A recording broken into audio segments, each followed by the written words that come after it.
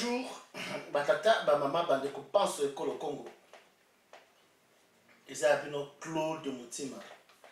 Na émission Baliangando, ndeka to ba ke Baliangando, mokili mobimba, Baliangando c'est état d'esprit, c'est l'esprit. C'est pas l'argent, mais c'est l'esprit qui joue dans nos têtes. Donc Baliangando, vous allez représenter la Congo Flash, Père Denzel Kinshasa, et Père John Image TV, Congo le Couteau, et Père mannequin des médias, tout ça qu'on déjà, comme déjà tout près dans le Canada, dans Ottawa. Alors même Sika comme dans Ottawa, côté Bishop Kakoroto, dans Fourmi Rouge. Donc JBS des médias, comme déjà JBS mannequin des médias, comme déjà Pembene Awa. Et puis il y a MK, et puis il y a Papi Gene, tout le la vie, à Paris. Donc ça va site tout autre travailler dans l'eau. Tu peux bosser avec la site où tu partages la émission sur Baliangando parce que nous sommes là pour Baliangando. Tout ça, ça tombe, tout ça, Baliangando, tout ça, passe, mais tout ça derrière l'Argentin. Derrière qui que soit, la poste, la unité, derrière les propositions, non, nous sommes derrière le Congo. Tout allez ni la partie politique, tout ça, ni tout ça, toujours derrière le Congo. Tout ça, si madame Pouté, les chers de Claude qui est derrière vous, derrière Baliangando, il n'y a personne, il n'y a que l'esprit et la République démocratique du Congo. Tout ça, c'est maintenant. Tout ça, on a Chaban Idi. Moi, dans la zone physique, il a toujours pas été Sekedi. Dans la Kundamate, dans le pays, pour ce pays, il y a des gens qui pas au Kundama. S'occuper du gouvernement d'occupation, il va encore pas été Sekedi, ni de éviter. Chaban Idi, moi, dans la zone physique, il porte-parole, il y a Maï. Membre IDPS, porte-parole à Maï, donc ils ont une physique, et c'est quoi dans la boucle rebelle, tu es plutôt qu'ils allaient Mwembe, tout là Choco. Chaban mon la zone physique pour répondre à la deuxième fois, tu as tout sur la solo, mais Chaban mon la zone physique porte-parole à Maï, n'est-ce que Keba va au fond, on tu éviter qu'est-ce qui ne va pas, qu'est-ce qu'il y a derrière, beaucoup de Est, na Kassai, et tout ça souhaiter ma condoléance les plus attristées, mes condoléances les plus attristées, tardives, sincères, et qui pour ma Baliangando. Tout c'est ma père, ma famille, mais passé particulièrement marqué tardif, mais sincère.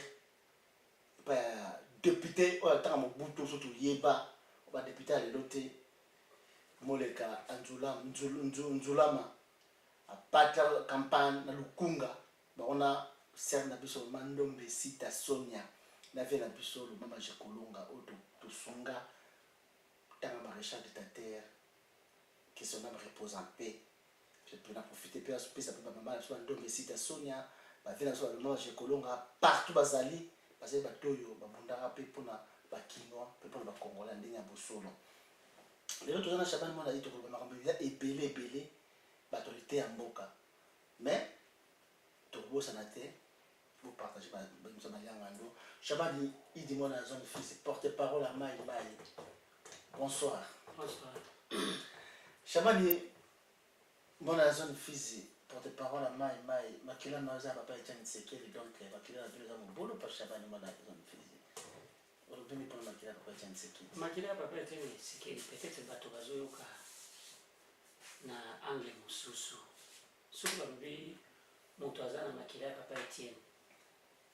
C'est-à-dire, yende apporta ki flambeau ya opposition na mboka na biso yende afungola ki peuple congolais ayeba ki lelo soki bazobengaka congolais eza mpona mabele na nga mpona valeur, c'est-à-dire yende apesaki valeur ya peuple zaïrois ti lelo bazobeka biso bacongolais.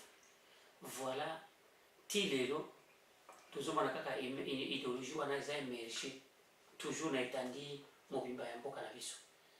Quand on dit soulèvement populaire, quand on dit changement, papa on a yembela ango depuis kala tilelo malgré ne azana bomweli susote idéologie wana ezaka kana mboka ezaka na bitu na biso tina génération d'avenir nyose koyaka ekozana idéologie wana parce que batu bazoli le mabele na bango. Voilà. Chabani porte-parole à Maï, mon agent de fils Chabani Idi, Église catholique.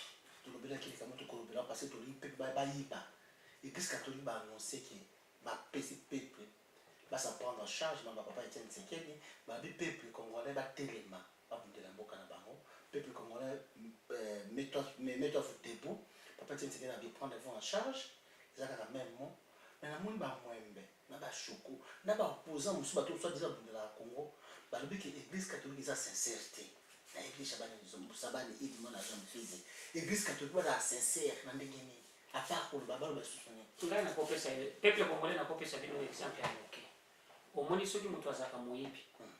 Chaque fois kuti ndako ya mutu aboki bayibi telende ayibi o bayibi moyibi tozaka ozantulu awa azaka moyibi tel. Ekuza yende aboki ndako wana ata bazoyete. Bakumi place tel eloko ebongi c'est tozaka na moyibi wana. Omoni bati kwa saison de voler. Moyibi soki abandi omona bayibiye. A perdre biloko wana zaki uiba. Place wana kenda kokunda kubumba yango. Bato mususu bakenda bakiwa wana bayo omona biloko wana bazui yango babotoli yango. Ye alelaka mingi. Ozo comprendre? Moyibi wana ganga ka mingi. Pona nini? Puse ye amesana kuiba. Soki yeli ye balingi babotola biloko wana abotoli akoganga mingi na bato nyonso bakoyeba. Tozolo bapona nini? Tous ces gens ont des kozolo bawana ba mwembe ba choko les antivaleurs comme disait les faits papa Etienne Tshisekedi. Bato wana les deux principes pepe ko na bisa kabino. Oyo adage ya les corbeaux et les renards. Voilà des bons. Bazo mona musuna ya nyama wana.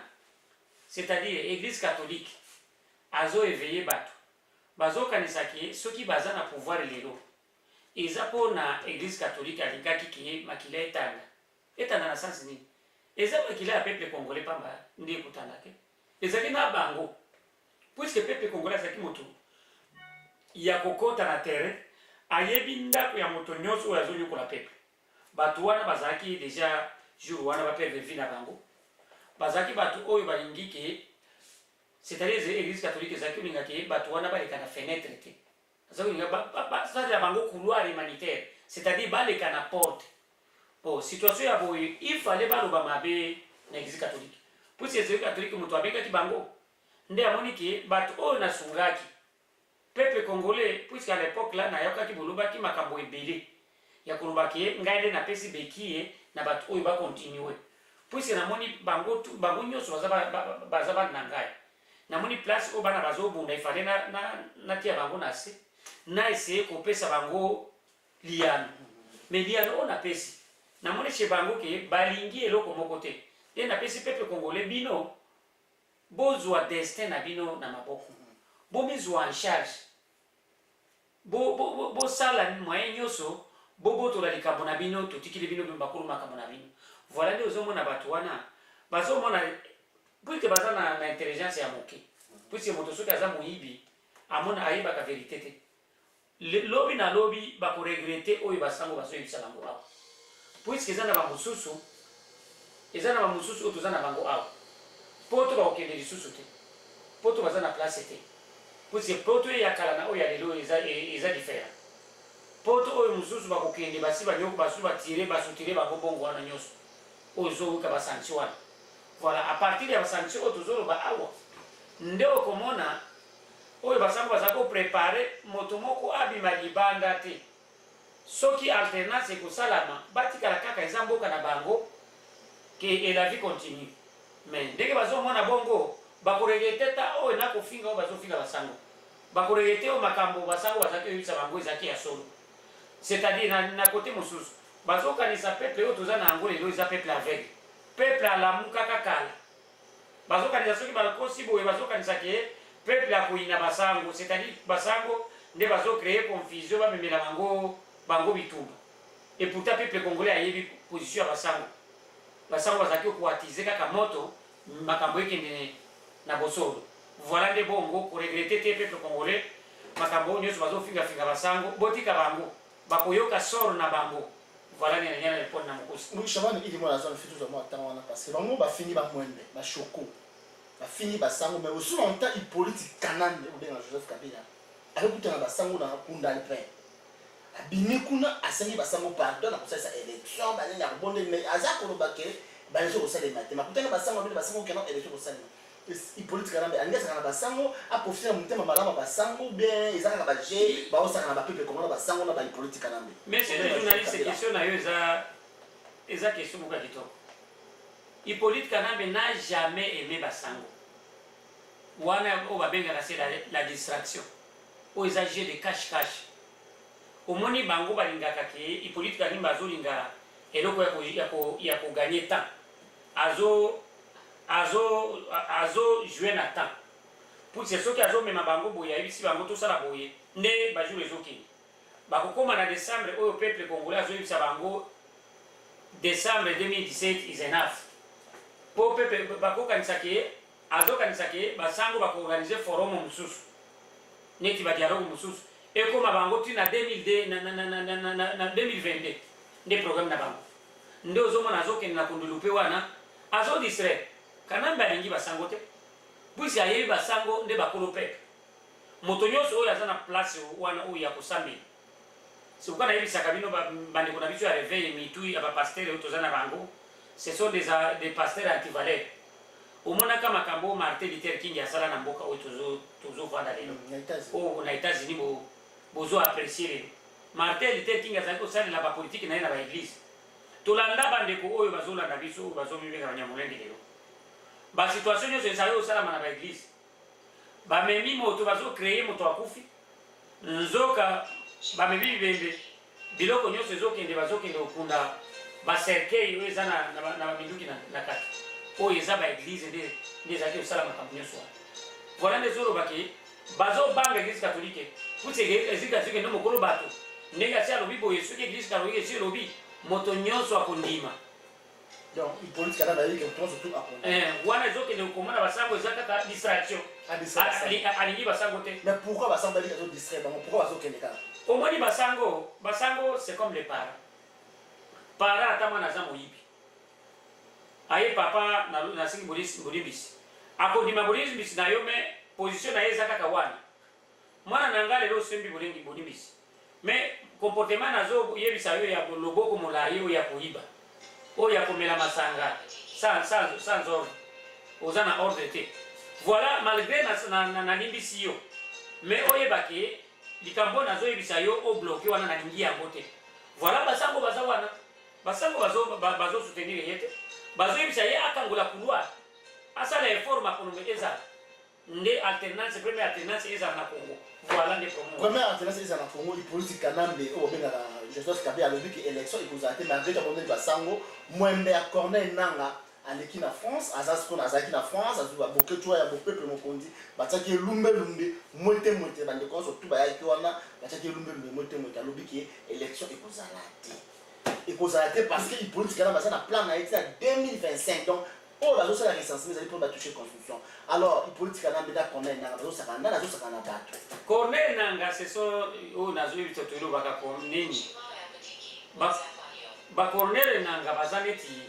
oyo bayebasa bato oyo bazomema bango ye ayebi ke soki asali déclaration nyonso ya kosala aza na place ya kolala te bato wana déjà baza na target bakomi ciblé Corneille Nanga makambo oyo azoloba eza ya ye te eza makambo ya Kanambe eloko tokorépondre Corneille Nanga azomikosa Corneille Nanga azozwa courage okende oloba makambo poto oyo eza na ntina te Corneille Nanga il faut yeba départ ya Kanambe bakoluka place bakolekela ye aza Corneille Nanga mais aza na famille na ye peuple congolais ekula na ye partout place ya kokende na leo zomona wana peuple nani Corneille Nanga azoloba wana de position ya Kanambe bango bazolinga ke régime wana ekita te bo problème na bango ezaka batikala kaka libela omoni makambo bakende osala bamobiliser Afrique mobimba pour na enquête ya massacre esalama na Kasai mais voilà bazali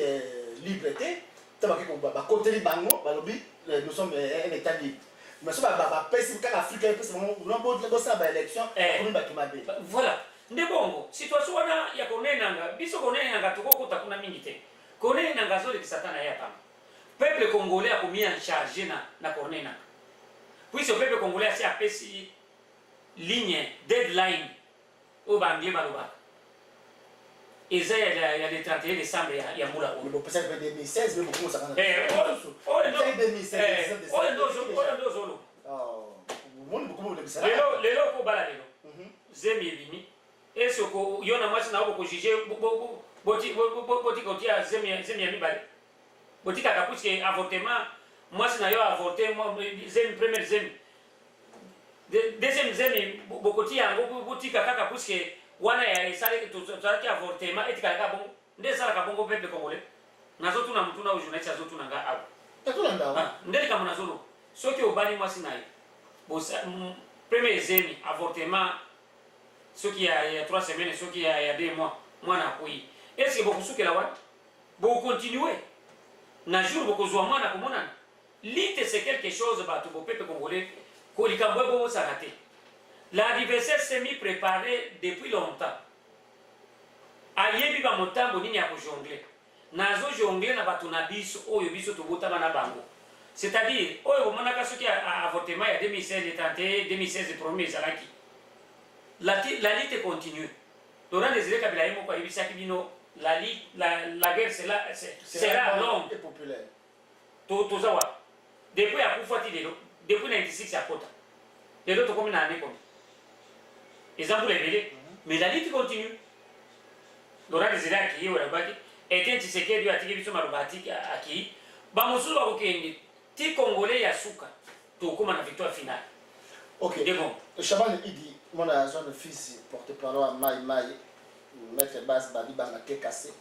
Chaban Idi mon zone fils tout ça koleka na nini to kike IDPS au bio promettant une lutte non violence pour le lobo sanga IDPS ba sangani to utiliser solo en fait on doit rassembler ba na utiliser IDPS qui va soutenir mais mon ancien le 7 juillet le 7 août les monastères ont frappé le 7 août, ils dépassent balancer les sèvres pour soutenir les monastères. Bolongo la lutte armée de beaucoup de non-violence, Bolongo non-violence, beaucoup de violence. Peuple congolais n'a eu sa cabine, peut-être bino boyebi ni tozana ngona congolais. Oh, ils a deuxième fois. Ils a troisième fois na pesa cabine exemple. Na pesa cabine exemple ya bakimbangi c'est ceux qui baza na conférence na Bandundu par exemple. Bazobi makisasa. Moto nyonso aza na moyen na ya transport yo touche même na Rome comme vous le dites. Oyo bakokende na avion, bakokende na mutuka, bakokende na bavelo, ba moto, ba musuba bakokende ya makulu bazobala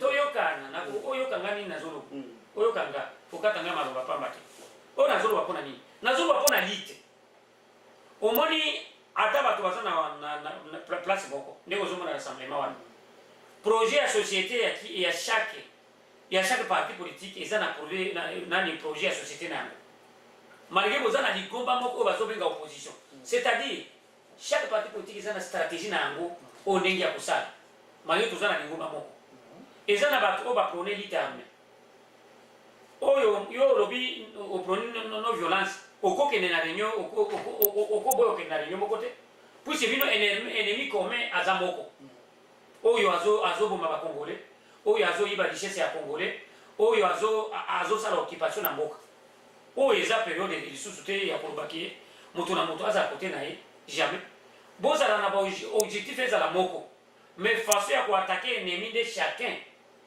aza na nzela na ye nde ozomona soki bolobi oyo makambo IDPS aprone no violence lelo akomi na bamonasemi lelo akomi na badokolo soki nani syndicat tout ce monde là il a pleinement raison ce sont ses frères bazolinga baatake ennemi na bakote nyonso wana chaque moto ayiba nini akoatake ye ozo comprendre nde si bomonaka nkoyi soki baatake soki antilope so nini lion moko ekoboma antilope te soki moko azwaki na kingo bamosusu azokende na makolo bamosusu bakoki kote oyo nde bokoelimine moto wana voilà nde situation ya kanambe ndenge ezali peuple congolais oyo emema bino te puisque ngai naza membre ya IDPS na prône no violence omoni biso bato ya no violence tokende na bato te ce sont des congolais touche meme na Rome nde bongo nalingi nalimbola situation mais ça touche avant imona zone ifizi tokota sikoyo na makambo ya rassemblement na moni tweet parce que tomoni tweet ya syndicat de Koralobi que ils ont juste en train de préparer la prochaine esquisse pour justifier un nouveau report des élections. Ça sera la faute de l'Union européenne cette fois-ci. Chaban mwana zone fizi, on a tout ya syndicat de Kolo, on a dit de commenter le Kolo quoi non. Kuna na ko commenter. Puis ngai soki urubi makamba communauté européenne. Alors bile ba mwembe ba ko les affaires de l'Union européenne. To yoka na kuna na zate. Ngai loko wana peuple congolais botu nanga awa naza na likambo ya peuple congolais emezo en charge pour na mboka na nanga. Likambo ya communauté européenne wana ba mwembe soki bazuru babongo oyo etali bango. Ça c'est la distraction. Okay. Bango soki communauté internationale ezana faveur na bango babeta kama boko. Soki communauté internationale ekomi na faveur ya kolobaki situation ya Congo ki na bolamu bakomi ba ennemi. C'est la raison pourquoi na kokota na likambo wana na muzindo te. Biso to yebi nini to dili na bango na situation ya bango to ça bango plutôt na ba tout les ya syndicat de Kolobi sous que chacun de nous chacun doit convaincre son parent, son voisin, en construire l'intérieur vers l'extérieur. Donc, on s'attise à des biso. Au moins, tozongi na makambo na ebisi yobo. Oyo voyage ya conférence ya bakindangisi. Tozongi na likambo ne kwa robi awo. C'est le cas ko alobi nini. Tanga o tozana ngo. Moto na moto akota na base na ye. Moto na moto akota na couche na ye. Moto na moto akende na secteur na ye. Moto na moto akende na province na ye. Place ya uti. Moto na moto abanda okombola na ndako na ye avant amona bosoto eza na ndako ya moninga. Na sensi nini? Place soki obimi Équateur. Vanda place na Équateur conscientiser bana Équateur biso toki. Conférence wana ya bakimbangisi tozoloba ere ekoki. Tana ngonde oyo. Voilà, il faut que toi attaquer ennemi na kwenyo soana. C'est pourquoi lobi aux à l'intérêt du pays, aux à l'extérieur du pays, toye banini ya ko jongler bato oyo. C'est-à-dire ba oyo baza na diaspora par exemple, les ozomona ba Félix Bazo kita chaque fois ba Moïse Katumbi et les autres. Na ba de chronique ozoyo kawana. Bango bazo attaquer de l'extérieur, c'est-à-dire bazo bimisa parasine nyoso wana ezakio au protéger Kanambe depuis Kalati lelo. Il fallait pas éliminer parasine wana mike. Biso toza na terrain. Toye bakwe nini ya neutraliser ba mwembe oyo bazo aider occupation. Voilà des naissances. Chabani il dit moi la zone physique rassemblement et ceux qui voient rassemblement ils ont peur de Vital Kamerhe parce que on a l'andi intervention ya Martin Fayulu soldat de peuple que j'ai salué en passant. Alors que ceux qui Vital Kamerhe a zongi parce que Vital Kamerhe a zongi un rassemblement. Martin Fayulu ceux qui Vital Kamerhe a zongi un rassemblement, il y a un rassemblement. Pourquoi ils ont peur de Vital Kamerhe? Et là, on a connu ça peuple congolais, Bolandanga très bien. Bolandanga très bien. N'aie jamais confiance aux politiciens congolais. Ou Turubaka. Puisque tu vois que déception est belle. Moto oyo atikala kaka fidèle. Derrière ya peuple. Ndeko zaki omona kala papa Wemba bashege nyoso bazaki pembeni na ye. Ndeko zomona papa Etienne Tshisekedi. Na ndenge akuta na mabele. Peuple les a toujours derrière na ye base. C'est-à-dire moto wana ndi azaki omona musika. Na koti na likambo oyo lobinda ni Martin Fayulu. Ba femme de Bazali, ba bazali ba bundela. Na ko expliquer Martin Fayulu. Martin Fayulu kota la peuple congolais na misote. Ndenge bobanda kabongo. Soki Kanambe asi abimisi ba million. Apesi Vital Kamerhe. Bosi bosali plan na bino. Ya kolobake to bando lobake soki Kamerhe aye tolongwe. C'est-à-dire bakopesa yo enveloppe na yo ozala libanda. Au moment ekobeba ndo bandi ozeba na ebisi bino na ebisa ki bino ndenge nini. Retour ya Kamerhe tala makambo ezali awa. Na lingina bandi. Rassemblement ezala créé. Papa Etienne Tshisekedi abenga ba Congolais nyonso ya monde mobile.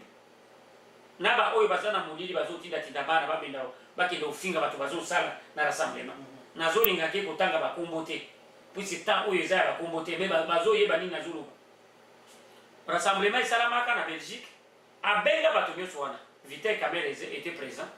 Kokoma wana idée azaki oyebisa papa Tshisekedi baba ndo mibenga bango oyo babibenga baza ba poids lourd ya opposition. Papa Tshisekedi ayebisaka oyo eza mabe tobengi bato nyonso awa soki tozobandi osala bagroupe skile ya bareunion ekomona na mabe kamera amonaki boye esuwaki akimaki toyokaki kamera yake na États-Unis oyo ayaki soki na réunion ya parti na ye soki nini ayoka bayoso bakitia na baeglise voilà oyo ezalaki mpe même chose aéchoué akendaki na rassemblement te bazalaki na dynamique d'opposition groupe na bango na bamartin fayulu Kamel lui-même amemaka zizani na dynamique abendi Eve Bazaiba ti abendi Eve Bazaiba bakimi baki mopanzi toujours Kamel réunion ya Kanchach ya Kojo ye azalaki neti fils petit frère c'était son fils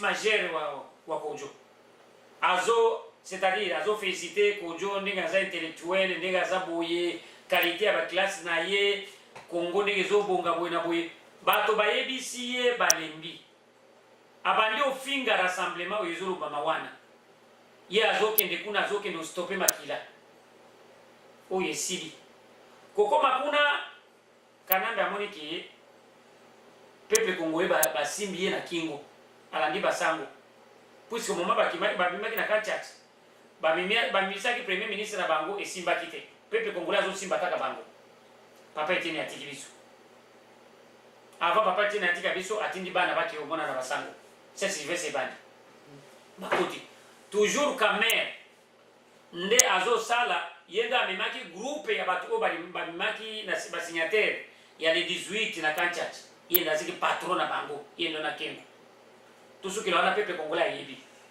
oyo esili papa Etienne akufi ezaki poste soki ya 500 ezaki attribué na papa Tshisekedi bango yenda bimisi baide oyo poste papa Etienne bazaki opesa ye puisque à titre que puisque c'est un sage na ndenge azate poste wana ifo mabati yango na se tokabola moto nyonso akomi apare na yango ekomi ye na Bazaiba babandi olukela poste wana toujours quand même mes chers Congolais situation wana esukili wana basango basali makambo tu babloke ti bamemi likambo wana ti na parlement Kamere ye moko ndo amemi likambo wana na parlement na groupe na ye bakio bayo forcer likambo ya FCC accord ya nani ya Saint-Sylvestre ya le 31 décembre 2016 toujours Kamere kokoma kuna bayo bato babwaki ndobo na bango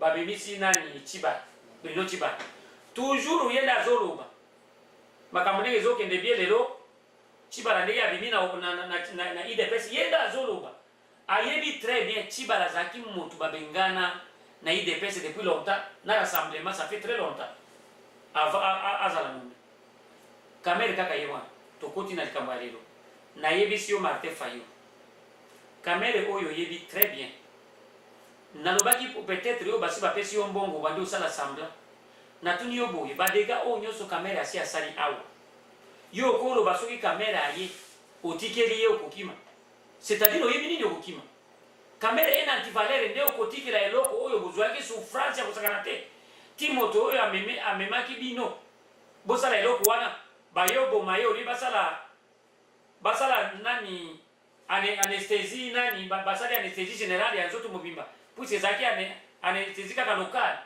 basali anesthésie générale po baboma ye akufa atikeli bino eloko dozoloba kotikela Kamere nde nazoyebisa kangola miso na yo c'est-à-dire bino bato ya rassemblement boyebaki rassemblement eza ya bino te c'est un rassemblement des peuples congolais nde bakolo ya rassemblement wana boza na pouvoir moko boza na yango sans toutefois peuple congolais apesa bino mandat nano nazoyebisa bino oretire parole na yo wana na soki okolanda émission na ngai oyo politicien neti yo okende osala émission mosusu osala conférence de presse oretire parole na yo wana ya koloba ke okotikela Kamere rassemblement soki Kamere akoti Kamere akokotela wapi bino nyonso boza na Félix Tshisekedi na Pierre Lumbi jour bokosala eloko wana fini na bino peuple congolais akolanda bino boza na sécurité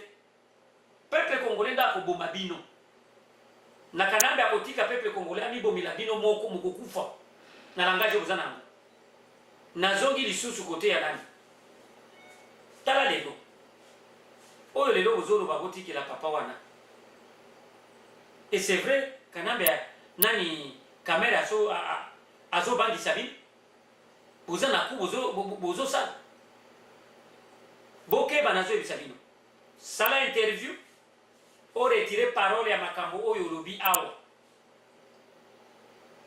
puisque kamere c'était un antivalere oyo ayebani nde aza moto mabe na ndenge bozomona peuple congolais peut-être bino bozwaka kamere namonaka peuple congolais bozwaka kamere aza idiot.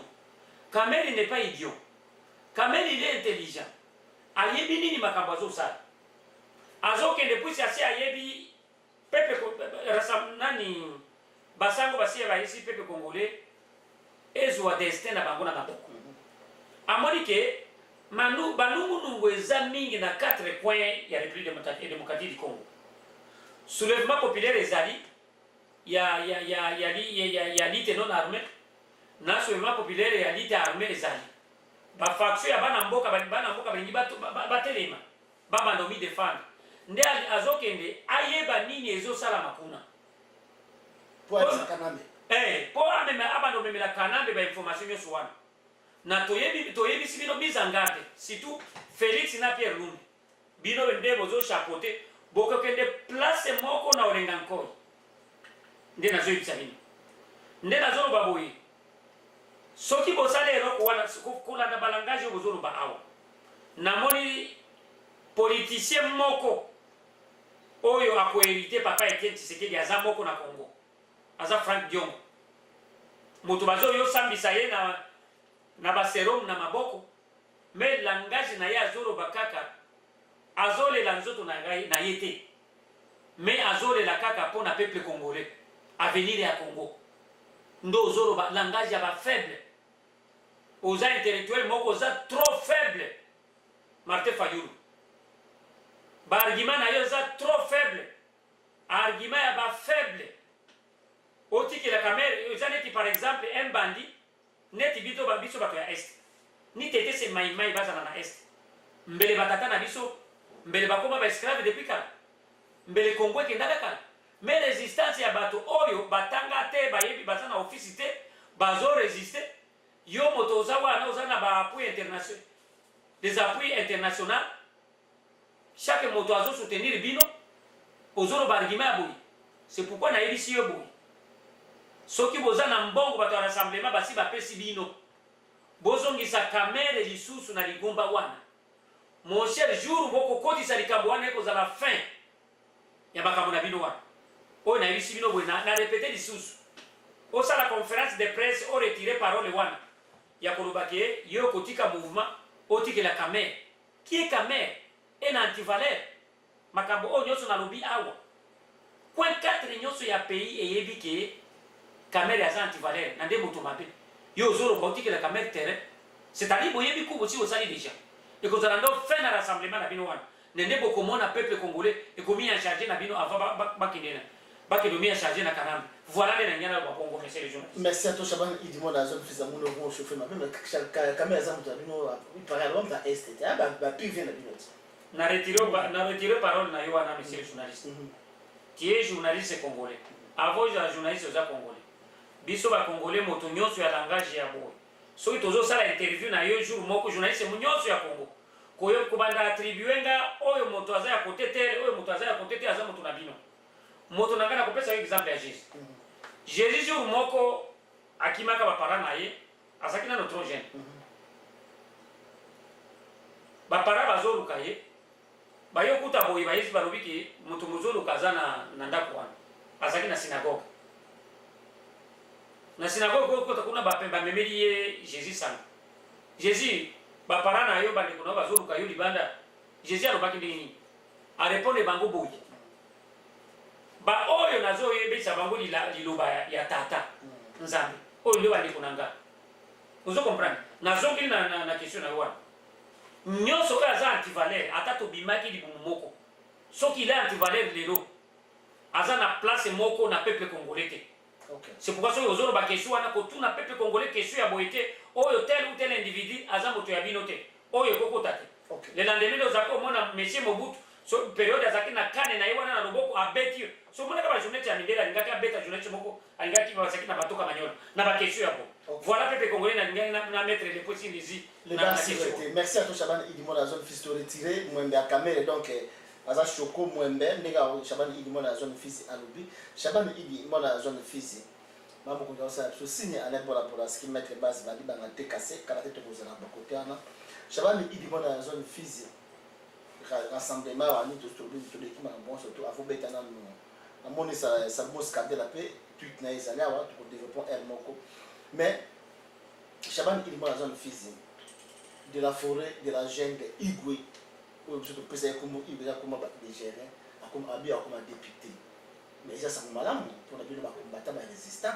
ou là comme député le bien de Shaban Idimo la zone fils ozala wera koza député wera c'est un fils du Congo comme tout autre asa na droit na prérogative nyonso wana ya kozala ni premier ministre ni président ni ministre des artistes congolais si temps eza opportun nazongi na likambo wana bato neti bawera omoni lwambo asiaki période ya parti eta lwambo ndo asilisaka bapoliticien congolais na bapoison à l'étranger omoni wera amoni ke soki ndenge akomi déjà pointé na peuple congolais makambo oyo asalaka na élection ya 2011 azokende na bafraude ya babulletin de vote azosala na yango accident asali betrik oyo abukani lokolo bamemi ye na inde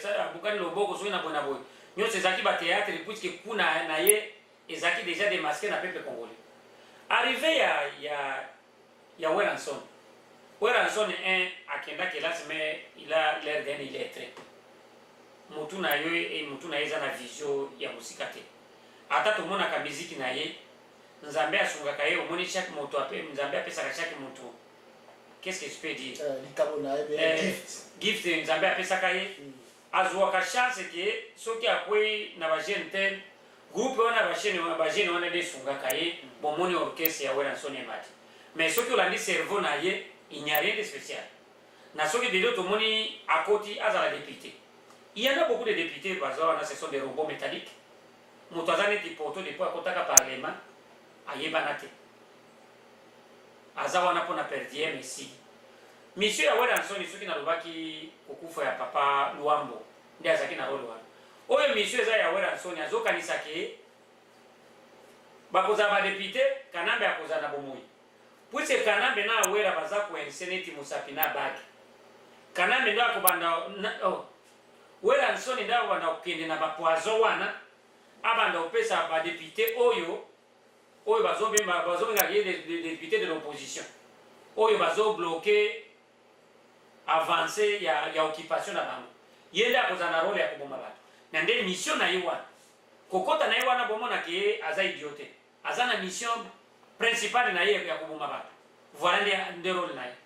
Ok, Shaban Idimo la zone fizi avant tobeta na ngiro leka na Swahili bani na Kimbembe héritier akobeta le 15 lelo basala déjà na nzela donc dans la kala mingi te bali bakita na Europe pour être comme déjà 20h na siba kala mingi te bali bakita déjà azo France azo babisa bazo kobeta France le venu pour la concert wana ezali ngai papa bayanga ndo na yebisaka yo chaque jour makambo ya musique ya ba antivaleur wana ba voyou musicien congolais na yebisaka chaque jour na linga kolobela yango te mais ceux qui ont tenu nango boye journaliste oza na droit soki otuni moto question il fallait ozwa réponse oyo nakopimela yo omoni des artistes congolais soki olandi batrophée nyonso oyo bamusicien africain na bamonde bazwaka bacongolais bazwaka yango te oyo banani chose ya badroit de l'homme oyo bamakambo eleki ya kosalela soki les orphelins oyo bana bazokufa na bitumba puise nini depuis bayembaka nano ata artiste moko ayembaka likambo oyo ezoloba humanité lelo ndenge eza menacé soki olandi balaki duga olandi Maria Makeba ya Afrique du Sud bayemba ebele mpona récupération ya mboka na bango na maboko ya mindele bazokende libanda bazosala message ya biso ce sont des idiots des illettrés tala moto neti héritier babimi na vie ya kisheke abimi na vie ya se ye ayebi nini blocage oyo de congolais bazoloba wana eza distraction bana bato wana baza na mission principale oyo c'est la deuxième fois nazoloba wana mission na bango ombakende kuna bacongolais baza libanda babloke bango ekomi problème ya insécurité mpona bato wana bazobloke bango mpo bando babanda okanga bango baoyo baza na bapapie babanda osala badeportation mpo bato wana bazonga na kini babanda okende obuma bango voilà nde mission ya bayebi bazoya mpona miziki te baza déjà na cachet spécial oyo ndeko na bango kanambe asi apesi déjà voilà nde likambo wana azoyebisa peuple congolais arrive ya bato oyo awa bazoluka makila ya bino bakombata bolemba te bobloke kaka bango voilà nde ndenge naloba bongo. Merci à toi Chabani mon zone physique porte-parole à Mai avant tout ça émission la mission beta la langue là tout le makambo oyo zone physique ou zone physique quoi zone physique kuna ba ikona maboka soki ya ba rebeso ba nani mais to ko informer ba to keno bon mona ki biso to ça qui na Chabani qui dit moi la zone physique to qui ba mbela passer par là to kende ko luka faire au kasa to luka ki faire au kasa ba msuzo le kaki to ba to la semaine to la sa vidéo tu na soukate mais pour le moment vu le kasa to informer ba to qui fait le kasa ça un peu bien c'est rétabli mon mouquet donc le mois de juillet vu le kasa pour Bima entre juillet donc début fin juillet début août balobi qui veut le kasa à Bima balobi te que mais na uti kuna na uti za na kala mingi te quelques minutes na uti za le kasa avec émission oyo et ta le kasa za na ngo alingi to sa vidéo te abu alingi to kanga photo te et ça malade donc à l'hôpital mais à bonne santé to sololi to seki banini donc vers le kasa fin juillet début août à Ozalibanda à expliquer tout est clair et net ndenge nini et santé et les kaki mais ou a plus un mouké kake ça déjà bien ça qui n'a problème mais ça va jusque là moi si na autre France azoya bala nae ba commencer à encadrer donc bo sécurité tout à ça la souci avec le kasa en tout cas bo luka balianga ndo bo luka nguma lokito na dodo munoko donc na lola bazali wana bo luka avec le kasa et puis na papa Hubert bo benga papa Hubert azali ba père na biso ya communauté congolaise kata en New Hampshire tout ça l'église na New Hampshire tout ça ba pasteur te tout ça ba mondela ba choko mais na fait le cas c'est ça déjà pepele nzamba kusunga kala TV le cas ça ko bima bo mo na sira terrain Chabani idi mo na zone physique boni kuna na physique ba physique oui banani baza ko beta basasa kuna banani baza ko makongolais bana mai bazali ba Chabani idi mo na zone physique to lembi mai bon bana biso soki renini dialogue simbite boko tumbuka tile lo mai bombe bokeli bela bazo ko makubatu kuna na eza banani yo tuna question nga oyo nini ezoleka na zone mais baza ko tula batu ko baza zone physique baza ko benga baza ko aussi poser question déjà oui tuna nga makambo ya zone ya fils zone physique soko yebisinga likambo depuis nani siri dialogue siri nano totomboki te kutomboka eza ya kozela kaka zone ya fils nde tomboka kaka kutomboka eza ya toyokana qu'est-ce signifie mai mai toyebi te mais toyebi bazo ko yote kuna peut-être bino bolobaka mai mai c'est comme nakoyebisa bino eza kombo c'est-à-dire ce sont des résistants ndenge ozoyoka partout oyo bazoloba likambo ya soulèvement populaire c'est-à-dire peuple congolais nyonso aza mai c'est-à-dire moto oyo azotelemela contre l'occupation voilà c'est un mai nde nazolobaka ye na ndenge na répondre wana kolobaka ekozela kaka zone ya fizi nde etombokaki il fallait 4 points ya Congo toyokana na kozonga nalingi na expliquer oyo boyoka question ozoloba kaka ya fizi nde etomboka tokokóma na situation ya fizi nayebisi yo boye nakorépondre likambo ya fizi puiske ngai naza mwana ya kuna likambo oyo ya kuna nakorépondre yango yo oyebi olobi kanga ngai naza mwana ya zone ya fizi si c'est vrai situation ya du matin au soir ya fizi ngai nayebi soki likambo ezalaki wana soki bana mboka nde bazobundisa wana nde bazobunda contre l'occupation mbele tosi de dénoncer yango yo oyokaki depuis bagere nyonso esalamaka nano boyoka bamilitaire oyo bamobilize na zone ya fizi wana eza plan ya occupation bazolinga babanda oconcentre avant le 31 bazala déjà na bamilieu ya bamercenaire ya barwandais na baougandais bazala déjà wana ils sont mixés par ces étiquettes congolais au bazana ex FARDC et mon anaké ce sont des Congolais. Voilà les makiri yo sur zawana. Jour au peuple congolais bana ya fizi ba kotelema beaucoup yoka yango. Na ekozala mungongo kaka ya fizi te. Ekozala partout, c'est pourquoi fizi ye moko akole akoba na eloko te po asala nini. Makambo oyo yoka ki na zone ya fizi. Ezaki ne ezaki protection. Bana ya zone ya fizi bazaki déranger. Bazaki basimbi bango ezaki bazomi protéger. Nde boyoka ki makiri wana bayoka ye bato bazokota basakamati mboka boye. Et c'est vrai bamboka wana bazaki na yango ezaki ko protéger peuple kaka. Mais mbela nano ekoti te. Bozoka papa. Voilà les ngaki na expliquer. Donc zone Fizi toujours bon bambala ba beta ki Bitakwira. Ils ont kutabe ya solo. Oh likambo ya Bitakwira peuple congolais.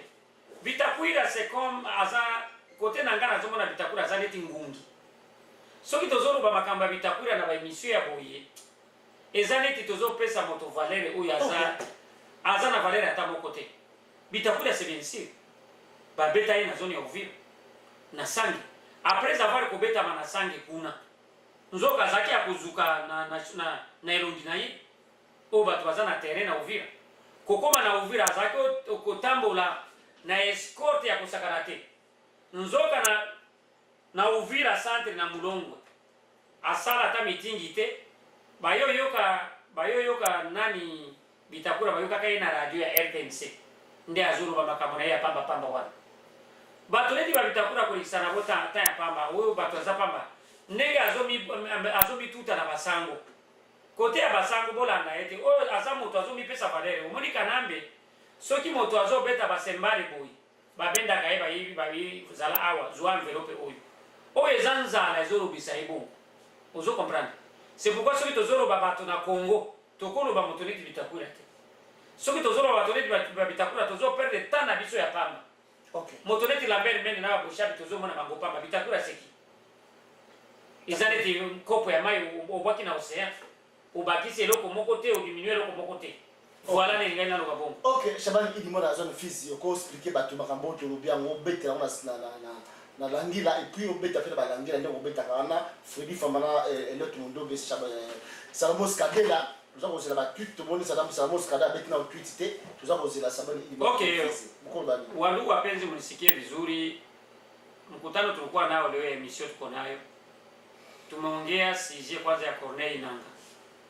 President wa Seni mwenye anaangalia uchaguzi. Alikuwa Bulaya akasema hakuna gisi election ikuwe mu 2017. Hiyo yabo yote bako naongea ni kama bure. Hebu hakuna hata siku moja baishapenda election iko Mkongo. Na hawezi penda election ikuwe. Na kama naongea vile ni kama vile mai namwambia kwa Mkongo wapata. Huyu mwaka tutashuka nabo tutapanda nabo. Na kama mwingine itabakia kama vile Somali. Omwe bakia kama vile Somali tuyue mwingine habaidirije na bapate mafranga kisi bako naingiza kudamu ya bapeple Congolais. Declaration Corneille Nangaa inabangaje yeye na kanambi wabo Joseph Kabila. Ili aituambie kitu. Na ndiko atafuta kuonesha pepe Congolais. Corneille Nangaa hata kama aliongea kama election haiko, si atujali. Si tunangoja hii Desembre sasa, si wanasema na malizaga watu ndio tutaona mwisho wao. Na itaweza kuoga hata mbele avant Desembre tutaanza kuatia moto. Jambo la pili, kuna habari tumesikia kuna politicien wetu mmoja wanamuita Martin Fayulu alitosha declaration kama alikuwa ni conference de presse iko naambia watu kama juu Vital Kamerhe iko naanza tena kulilia arudie ku rassemblement. Sasa ndiye Martin Fayulu akaongea Vital Kamerhe akirudia ku rassemblement yeye atatoka. Kwa ile pale nilikuwa na reaction moja yenye ilitosha kwa ile kutafuta kuonesha benye Vital Kamerhe iko naongea ni benye Martin Fayulu anaongea. Tukiangalia Vital Kamerhe tangu papa Etienne angali wakati wali create rassemblement. Tshisekedi aliitisha watu wote Bulaya, Belgique. Hakika Kamerhe alifika Belgique, alianza kumwambia Tshisekedi baanze kuchagulana vile vichwa vya opposition ndio wafanye mkutano. Tshisekedi alimwambia hapana. Ile yenyewe ikienda hivi itakuwa mbaya. Inafaa watoto ya Kongo wote tukale pamoja tukamatie mawazo pamoja. Akiye ni jinsi muone wana anakuwa opportuniste akaona hata akakimbia mpaka Bulaya, akimbilia Etats-Unis, asema alikuwa marenyo yao kama ni ya makanisa kama vitu gani ya mapartia. Hiyo ikaisha. Tunatoka akakuya alikuwa mdinamike de opposition ile kuna ni platform yao. mule akafanya fujo tena, bakamfukuza akatoka. Habari zilikuwa mdinamiki zote, akapelekea tena Joseph Kanambe. Hiyo ilikuwa ya kutosheka. Kojo anakuya. Papa Tshisekedi anakataa, anamwambia Kojo ni mtu yuko korompia, hawezi kupeleka hii nani, watu wailalamika. Yeye Kamere huyo ndo alisimamia ile baraza. Na disi baliroa bakamuroa nani Badibanga. Kama vile premier ministre wao. Yeye tujunde alikuwa anasimamia, huyu ni mtu wa DPS, kuna ongea maneno mengi. Yeye anasifia masomo ya Kojo, yeye alienda kule juu ya kuzuia damu, hakupenda damu imwangike. Ese damu haiko mwangika Makasai wapi? Na yeye alienda kule, hakutosheka. Wakati alirudia, bapadiri bakaita mkutano mwingine nyinyi mnajua. Huo makora ya 31 ya 2016. Baliingia mle ndani. Vurugo zilifika mle ndani ti. Mkutano naenda ti. Papa Etienne akiwa kufariki na mblokaji yabo siku ziko naenda na kisi Tshisekedi alifariki. Tshisekedi kufariki, bakaiba ile makoro bakaenda kuifanyia mu parlement. Bakacreate vitu vyao, kusharge vitu vingine. Kamere ule ndio alikuwa chef mwana simamia vitu yote vya uchafu lipita mpaka bakamtosha Bruno Chibala kama premier ministre. Yeye tena na Bruno Chibala ndio kunaonesha watu ule ni mtu anatoka mwile pesa, ni vitu gani, ni mtu wa lazima. Tujure huyo mtu mchafu. Hakuchoka. Kulikuwa na ni titre walikuwa na vile ya sensa. Yenyewe walikuwa wanapatia Papa Etienne Tshisekedi ndio atakuwa mkubwa wa sensa. Yeye kuona tu Tshisekedi anakufa, yeye mwenyewe alianza kusema. Tshisekedi alikuwa anapewa ile kama vile ni size wa Kongomani, ile cheo inafaa igabulike na kila mtu akuwe naye. Ataweza kuipigania. Ikakuwa yeye na Eme Bazaiba na huyo Kamere. Angali Kamere huyo tu. Angali vitu ya uchafu. Sasa ikafika kwa leo. Kamere leo aya ambiba pepe Kongole. Yeye anataka kurudia tena. Na yeye alisema kule kwenye alienda vitu vyote vya kuchafu vinafanywa kule, Kamere ndio responsible. Ndio naambia pepe Kongole msikamate kama Kamere hana akili. Kamere ni mtu kuna akili sana. Ameshaiwa hivi vyote viko nje makoe yote ine ya Kongo. Kuko mabitu ya masoulevement populaire ya tangu nani diti Pacifique ya bapadiri, na kuko na wengine wa bisirani wanapenda baanze kukamata biombo kwa mashini kumikono. Ndio anapenda aje mrassemblement, ndio anayako rassemblement, ndio vitu vyote viko najengewa. Aya akamate siri aanze kupelekea mwenzake. Na ndio maana nasikiaga wenzetu wa kutoka upande wa pili Kinshasa wanamuita Mnyarwanda. Juu akili yake yeye inaharibika zaidi kushinda hata wengine. Anajiona yuko na akili sana, kumbe ni ujanja. Ujanja ule wa Bankolio. Bankolio ni ndege inaongea Francais sana, kuongea maneno mengi sana. Akiwa utakiwa kukutana na jenga chicha lenediko wazi. Mvua ikija, mvua yote iko na muishia kumgongo. Unasikia? Sasa Martin Fayulu akatoa declaration si kama Lambert Mende akinani Vital Kamerhe akirudia yeye anafaa kutoka. Ndio nampatia nani Martin Fayulu mizangati. Kama kuna faranga Kabila amesha tosha. Bamesha wapa faranga bajikimbize, isemeke Kamerhe walimleta yeye akwa anapenda bote chakula faranga. Bayiwe Kamerhe rassemblement iko pale. Rassemblement ya peuple congolais. Haiko hiyo ndio wanaidirije juu ndio basimamizi. Bila suti ya peuple congolais rassemblement hizo kusimama. Na kama hiyo Vital Kamerhe wao banaanza kusema arudia, anaanza kutosha kwa declaration wa upumbavu wa faiblesse. Un politicien mzima kama yeye iko nasema Vital Kamerhe akirudia yeye atatoka. Utatoka mwachie bandi, utoke mnyumba yako mwachie bandi mnyumba. Souffrance baishapata rassemblement bako nayo amwachie Vital Kamerhe. Juu Vital Kamerhe anakuja. Ndio namwambia ajitire anga akamata hii ni mizangari na mtu. Afanye nguvu kama akipata message. Ende atoshe batu ya rassemblement bafanye conférence de presse. Baambie peuple congolais a retirer le langage yenye naongea. Ile langage kwa peuple congolais kusikia. Na kama washa prepare kitu cha buchafu, tutaanza kubachoma avatu ya choma Kanambe Joseph na kikundi cha Balambert Mende na kikundi chote. Ndio nilikuwa tafuta kuwaambia hivi. Unasikia? Na jambo lingine ni kutafuta kusema hivi. Huyu wakati tuko nao hauko wakati wa shari, hapana. Tunataka batu bote batembee grupe moja. Bali tuuliza sema watu ya este ni juu ya nini? Kwanza baliuliza juu ya nini? Journalist ameniuliza juu ya nini ile pesa anataka kujichanga na watu makamanda mabuduki na yeye anakuwa mtu wa lita arme. Mimi anakuwa na nani lita ya no violence. Niambia vita yetu tuko nayo leo. Hata mkikuwa mkartel moja, mkikuwa mplatform moja, mkiwa organization fulani, kila parti politique iko na plan d'action yake. Na kila parti politique iko napiganisha pepe Congolais wanatafuta bafike ku victoire finale, na kila mtu kama utakamata lijio leo utupe, kama utaitilize mchanga, kama utaitilize mazungumzo, kila mtu kamtaka a contribue effort yake. Iwe effort physique, iwe mental, kila mtu aitumikishe. na ndo hakuna mtu weba na bloke ya kusema juu tele ou tel individu aliproneno violence au kufanya baraza na watu wengine. Ba pepe Kongole banataka huyu utawala uanguke. Ndio vitu vingine nilikuwa penda kutuongezea vile. Sasa muwe imara, msiogope kitu hata moya. Pepe Kongole tuko position de force. Hiyo yote mateate wako nafanya pepe Kongole ndio naogopeka. Iwe ndani na nje. Msiogope hata kitu, msiwaze hakuna kitu mko mnafanya. Pepe Kongole mko mnafanya vitu vizuri sana, si tu watu mko mpei, mko mwinchi. Natuma message, nifana na lance message na batu nangami sana. Pepe Kongole bino batu uzana kini. Il faut vous soutenir Papa Eliezer.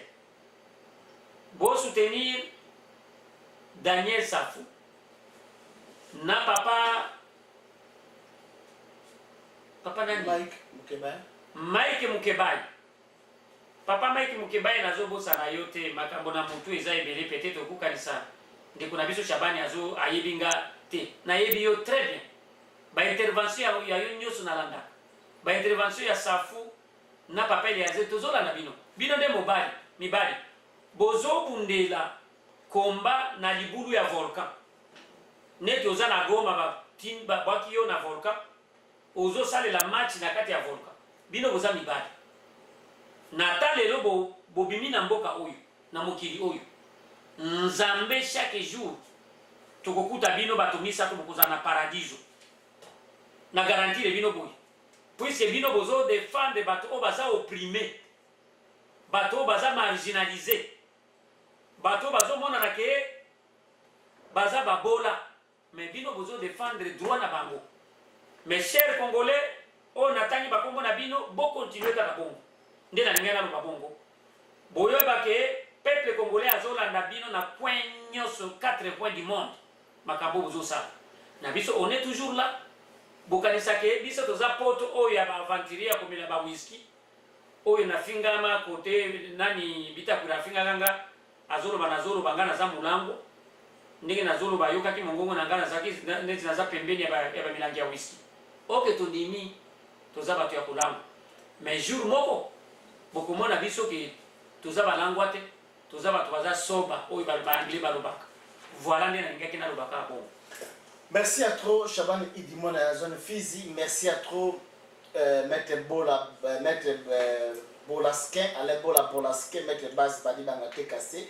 Nde toza kolwara ke tatanza makosunga biso nzaba pesa biso pema tout le monde a karaté tout tambola pour la émission de Yangando, de tout ça Yangando, tout ça pour les points sur les îles, les bars sur l'été, tout ça à London, tout ça à Papissiana, Freddy Tony, Apula de Chiboa Apula, Tiki la Rapla, la pas ya Roi Zulu, ou bien il pas ya Kamanzako, tout tambola moi trop, tout le toujours Congo, mais tout ça pour Baka Kenon. Aujourd'hui chance il moni me écouter na biloko message ya Yangando na kati ya nini partager yango l'aime ceux kende me ko kende tu dois tout ça moyen kake ndenge to ba biso mo ke éclair a utiliser ba moyen surtout akenda tina Congo Brazzaville pour faire alerter ba français ba qui occupation pays occupé. C'est ça que nous sommes en train de faire. Nous voulons la contribution de tout un peuple partout dans tous les syndicats de croisade recrutés. Nous devons toujours contribuer d'une manière ou d'une autre, afin que le message puisse être diffusé et puisse être écouté par nos frères et sœurs qui se trouvent au pays, parce que c'est à eux qui vont prendre les relais, c'est à eux qui vont faire, qui vont peut-être exécuter le soulèvement populaire. Shaban Idimon dans la zone Fizi, soit dans mon colobar, on va te bon, les Cambodgiens ont été na bengi banakin. Na biba na kini bino nde miroir ezo reflecter Congo bino koza na capitale eza pamba te Nzambe ayebi eza pona nini soki bolali balali biso Vero balobi na tsaka tout comme basula yo ça kuna ta komela ya bulema mamboka te yo lozo ba makambo basula le baza batu ya kanambe nde bazo bulema makambo wana puise bango nde baza na kashi na loboko bazo piye mboka baza na place ba kuma mbongo wana ifale ba mema ngo kote ya basanga mais peuple congolais na kini azai kenge na mboka naye voilà ni ngela lo babongo botelema ikambo basango bazo bisabino eza ya basango te bozela ka basango ba bisabino te pasi oto za na yango nde kotinda biso eza basango te basango soki balobi likambo wana puiske bango nde biso tobwakeli bango mabanga koloba ke biso nde topesaki beki mpo kanambe lelo azala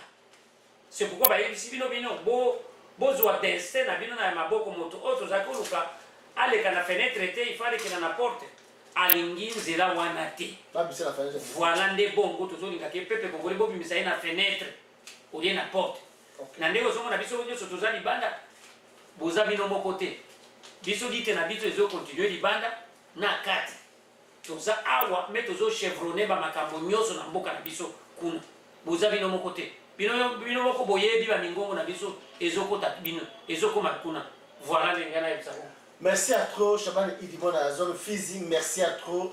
Les alliés Claude de Moutima à Mission Banyangando. Les alliés représentés dans Congo Flash, et pas à Denzel Kinshasa, Congo Locuto, et pas à MK, Congo à Lobby, le mannequin des médias GBS, et puis et pas à John Image TV, de Bosente, on a la match show, partager émission Oyo, Torosala les 15, Torosala soit à Ottawa, et pas à GBS mannequin des médias. Ou bien et pas il y a un Claude Imeka tokobundela babundela ya Congo tokotambola ba révolter pe toza kozela ba benga karte tokozala bango isa bino Claude Mutima na mise balianga no ba balianga ndo mokili mobima balianga ndo c'est état d'esprit, c'est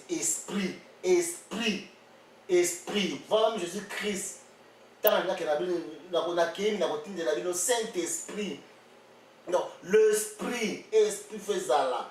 Au cause de nos milliers, nous avons esprit, nous avons moins, nous avons choco. Au cause de nos pomba, mais nous avons esprit, nous avons moins, nous avons choco. Donc esprit, c'est état d'esprit. Merci à toi, ciao.